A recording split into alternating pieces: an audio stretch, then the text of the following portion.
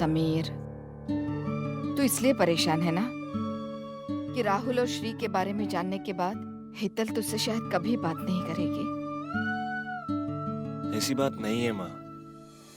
माना कि ये सच है, अगर हिट्स को इस बात का पता चला तो शायद लाइफ टाइम वो मुझसे कभी बात ना करे।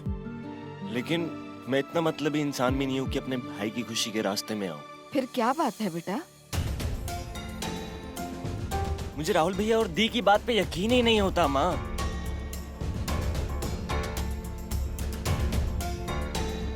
माँ मैं अच्छी तरह जानता हूँ राहुल भैया तन्नू को भूल ही नहीं सकते हैं।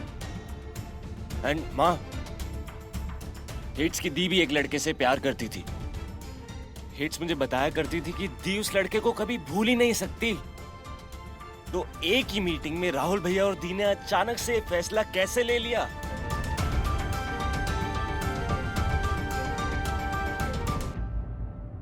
जरूर कोई बात है जो वो दोनों हमसे छुपा रहे हैं।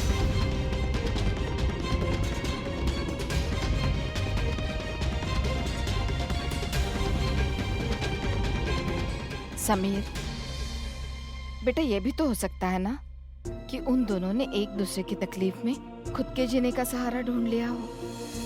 बेटा, दो टूटे हुए दिल एक दूसरे का दर्द बहुत अच्छी तरह समझते हैं। शायद इसीलिए उन्होंने एक दूसरे का सहारा बनने का फैसला ले लिया हो। क्या तुझे इस बात की खुशी नहीं है कि तेरे भैया इतने सालों बाद सही मायने में खुश हैं? माँ, अगर राहुल भैया की खुशी दी में है तो मैं खुश हूं। लेकिन मुझे यकीन ही नहीं होता, आखिर दोनों को एक दूसरे से एक ही दिन में इतना प्यार कैसे हो सकता है?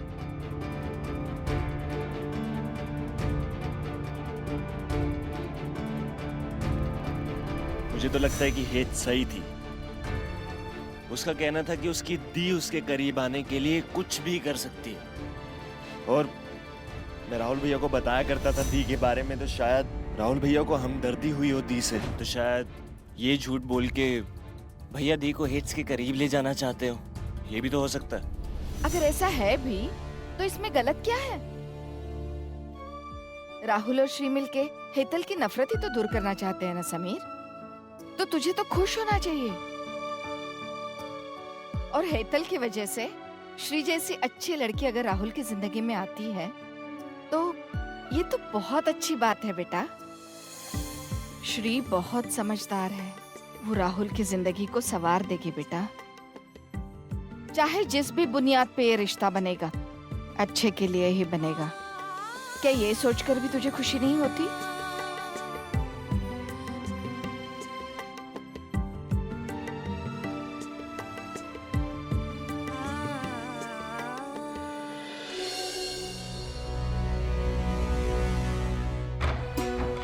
माँ जी ने मुझे एक्टिंग की इजाजत देकर मुझ पे बहुत बड़ा एहसान किया है दीदी। निरंजन के धोखे ने मेरा सारा आत्मविश्वास खत्म कर दिया था, लेकिन मेरे एक्टिंग के करियर ने मुझे मेरा कॉन्फिडेंस वापस दिला दिया है। मैं माँ जी का एहसान कभी नहीं भूलूंगी, कभी नहीं। रीता, वो सब तो ठीक है, लेकिन ये डिवोर्स? दीदी, वो सारी बातें बाद में करते हैं। मुझे इस वक्त मेरे एड फिल्म के डायरेक्टर से मिलने जाना है। अर्जेंट मीटिंग बुलाई है और मैं ऐसे साड़ी में तो नहीं जा सकती ना। मैं चेंज कर लेती हूँ।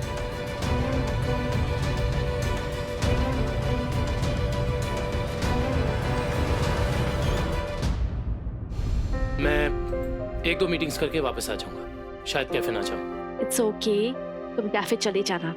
अगर आधे दिन में ही घर वापस लौट आओगे तो घर वाले क्या सोचेंगे? क्या सोचेंगे? यही सोचेंगे कि जरूर तनु में कोई स्पेशल जादू है जो एक ही दिन में राहुल को इतना बड़ा दीवाना बना दिया। कोई देख लेगा? कौन देखेगा इधर?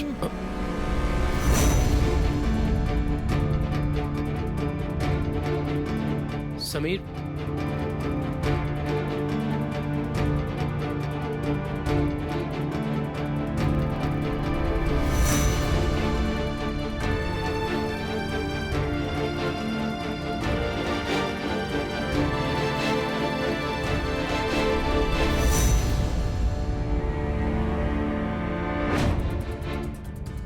क्या हो गया तुझे? क्यों तू हम दोनों के साथ ऐसे बिहेव कर रहा है? समीर, तुम मुझे अपनी दी कहते हो ना, तो दी की बात एक बार भी नहीं सुनोगे? बहुत बड़ी गलती हो गई मुझसे जो मैं आपको अपनी दी के बैठा।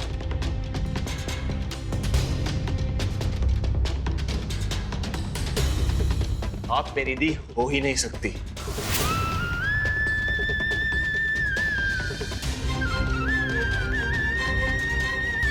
आज के बाद मैं आपको कभी अपनी दी कह के नहीं बुलाऊंगा। मेरी हिम्मत नहीं है रीता का सामना करने की। तुझे हिम्मत करनी होगी निरंजन। अगर तू सच्चे दिल से पछता रहा है तो फिर तुझे रीता को भी अपने दिल का हाल बताना होगा। लेकिन माँ तुम। निरंजन, लेकिन वेकिन कुछ नहीं। तू मुझे सीधे सीधे एक बात का जवाब दे। क्या तू रीता को हमेशा के लिए खोना चाहता है? अब तुझे अपनी जुबानी उसे बताना होगा कि तू उसके बारे में क्या महसूस करता है। लेकिन माँ, अगर मैं रीता के आसपास भी गया तो वो बहुत गुस्सा हो जाएगी। याद है ना माँ, याद है ना कि कैसे उसने मुझे डिवोर्स देने की धमकी दी थी पिछली बार। अब मैं आपको एक लास्ट वार्निंग दे रही हूँ। अगर दोबारा आप मेरे बच्चों के आसपास भी नजर आए, उसी वक्त मैं डिवोर्स फाइल कर दूंगी। उसके इसी गुस्से की वजह से उसके पास नहीं जाना चाहता। नहीं चाहता कि वो गुस्से में आके मुझे डिवोर्स दे दे। वो डिवोर्स का फैसला तो ले ही चुकी है।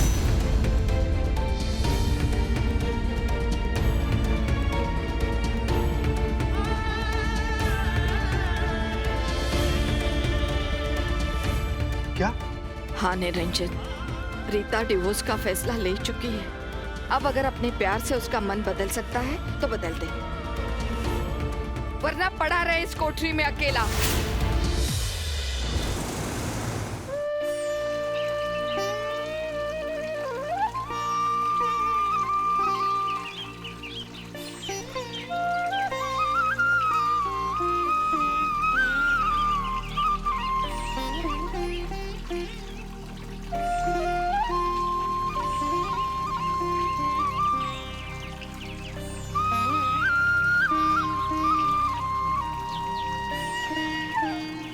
नमस्ते मैडम। नमस्ते। किससे मिलना है आपको? क्या मैं मैडम मीरा से मिल सकती हूँ? अभी बुला कर लाता हूँ मैं। जी।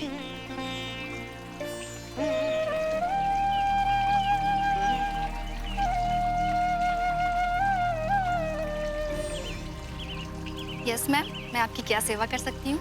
क्या मैं गोवर्धन मेहता से मिल सकती हूँ? मिसेस मेहता, आप? जी। मैम, बहुत खुशी हुई आपसे मिलकर। इतने महीनों से फोन पे बात करके ऐसा लग रहा है जैसे मैं आपको बहुत अच्छी तरीके से पहचानती हूँ। जानती हूँ। अब तक तुम मुझे भी पहचान गई होगी और शायद मेरे दर्द को भी पहचान गई होगी।